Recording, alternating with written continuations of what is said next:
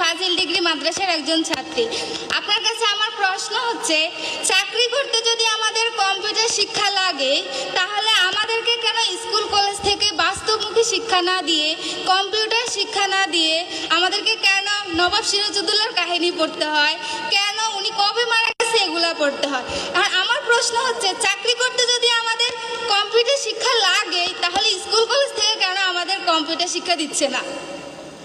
Very good. দেখো, ও বুঝতে পারে যে চাকরি নিতে হলে আমার কম্পিউটার এডুকেশন লাগবে নাকি।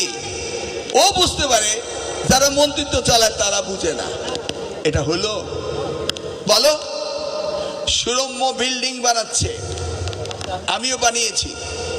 2000 কোটি টাকা খরচ করে স্যাটেলাইটে পাঠানো হয়েছে, হয় নাই? স্যাটেলাইট আমাদের দরকার আছে? ওই স্যাটেলাইট কি আমাদের জন্য ব্যবহার হয়? হয় না। তাহলে ওর প্রশ্নের উত্তর দিবে কে? দিবে আমরা, যারা প্রতিনিধিত্ব করি নাকি। 17 বছর 18 বছর প্রতিনিধিত্ব করেছে, কিন্তু শিক্ষা ব্যবস্থায় যে পরিবর্তন আনার দরকার এই বিষয়টি চিন্তা করেনি। এই তোমার চিন্তা ভাবনা, তুমি যেটা চিন্তা করছো সেই চিন্তা আমাদের করতে হবে। তোমাদেরকে আগামী দিনে কিভাবে যুগ উপযোগী শিক্ষা দেওয়া যায় সেই জন্য আমি সেমিনার করেছি, এই ব্যাপারে পেপার তৈরি করেছি। এটার নাম হলো নিড বেসড এডুকেশন। তোমরা দেখবে যেগুলি নিয়ে আমি অনেক সেমিনার করেছি।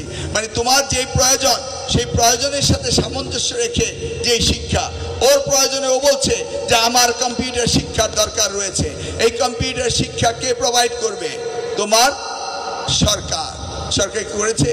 এই সরকার কি সামর্থ্য নেই? বিলিয়নস অফ ডলার এই দেশ থেকে পাচার হয়ে যায়। তোমাদেরকে কি একটা করে ল্যাপটপ দেওয়ার সামর্থ্য এই সরকার ছিল না? নিশ্চয়ই ছিল। ল্যাপটপ তো আর এত দামি জিনিস না, দেওয়া উচিত ছিল। প্রত্যেকটি ছাত্রীর হাতে ল্যাপটপ, প্রত্যেকটি স্কুলে ইন্টারনেট কানেকশন থাকতে হবে। যদি ল্যাপটপই না থাকে, ইন্টারনেট কানেকশনে যদি না থাকে, তাহলে তোমরা বিশ্বায়নের যুগে, এই বিশ্বায়নের প্রতিযোগিতায় তোমরা হেরে যাবে। এই হেরে যাওয়ার জন্য দায়ী কে? তোমরা না আমরা? আমরা দায়ী। বুঝতে পেরেছ? এই আমরা আমাদের দায়িত্ব সম্বন্ধে বুঝি না, আমরা আমাদের দায়িত্ব পালন করি না। আমরা যদি আমাদের দায়িত্ব পালন করতাম তাহলে এই অবস্থা হতো না।